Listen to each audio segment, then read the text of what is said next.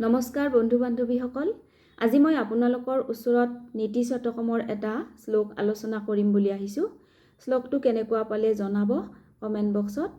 এই শ্লোকটো হৈছে কেয়ুৰা নবিভূ চয়ন্তি পুৰুষং হাৰা ন চন্দ্ৰোজ্জ্বলা নস্না নং নবিলে পনং ন কুসুমং নালং কৃতা মূৰ্ধজা বন্যে কা সমলং কৰোতি পুৰুষং ইয়া সংস্কৃতা ধাৰ্যতে ক্ষীয়ন্তে খলু ভূষণানি সততং বাগভূষণম্ভূ সনম। ইয়াৰ অসমীয়া অৰ্থ হৈছে এজন পুৰুষক কেয়ুৰ বা কাণত পিন্ধা কুণ্ডলে কেতিয়াও অলংকৃত নকৰে।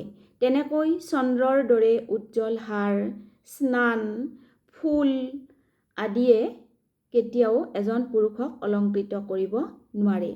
এষাৰ মাত্ৰ সংস্কৃত অৰ্থাৎ মাৰ্জিত কথাইহে এজন পুৰুষক অলংকৃত কৰিব পাৰে।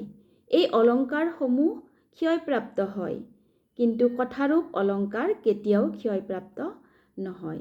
গতিকে কেনেকুৱা পালে জনাব। এয়া আমাৰ পুৰণি শাস্ত্ৰসমূহত থকা এয়া নীতি বাক্য। ধন্যবাদ।